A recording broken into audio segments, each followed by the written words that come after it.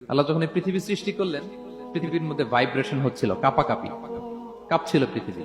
আল্লাহ পৃথিবীর কাঁপাকাঁপি বন্ধ করার জন্য এই পেরেকের মতো পাহাড়গুলোকে পৃথিবীতে ঠুকে দিলেন, কাঁপাকাঁপি বন্ধ হয়ে গেল। এই দৃশ্য দেখে ফেরেশতারা বলে, ইয়া রাব হালমিন খালকিকা আসাদ্দ আলাল জিবাল। আল্লাহ, পাহাড়ের এত শক্তি, পৃথিবী কাঁপতেছিল, পাহাড় আপনি ঠুকে দিলেন, পৃথিবীর কাঁপাকাঁপি বন্ধ হয়ে গেল। আপনার সৃষ্টির মধ্যে পাহাড়ের চেয়ে শক্তিশালী কিছু আছে? আল্লাহ বললেন আছে। সেটা কি? আল হাদিদ।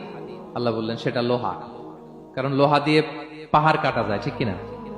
লোহার কথা শুনে ফেরেশতারা অবাক, লোহা পাহাড়ের চেয়ে শক্তিশালী? ফেরেশতারা প্রশ্ন করলো, ইয়া রাব্বি হাল মিন খালকিকা আশাদ্দু মিনাল হাদিদ। তাহলে আপনার সৃষ্টির মধ্যে লোহার চেয়ে শক্তিশালী কিছু আছে? আল্লাহ বললেন আছে। কি সেটা? আন্নার, আগুন। কারণ আগুন লোহাকে কি করে? গলিয়ে ফেলে।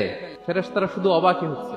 ফেরেশতারা বলে, আগুনের চেয়ে শক্তিশালী কিছু আছে? আল্লাহ বলে আছে, আলমা, পানি। কারণ আগুনে দাউ দাউ করে জ্বলে ওঠা আগুনের মধ্যে পানি দিলে আগুন অস্তিত্ব হারায়।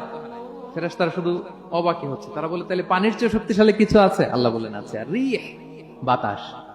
কারণ বাতাস পানিকে একদিক থেকে আরেক দিকে নিয়ে যায়। জলের মধ্যে বায়ুর উচ্ছ্বাস লাগলে জলোচ্ছ্বাস তৈরি হয়, ঠিক কিনা? ফেরেশতারা আবার অবাক হয়ে বলে, তাহলে বাতাসের চেয়ে শক্তিশালী কিছু আছে? আল্লাহ বললেন আছে। সেটা কি?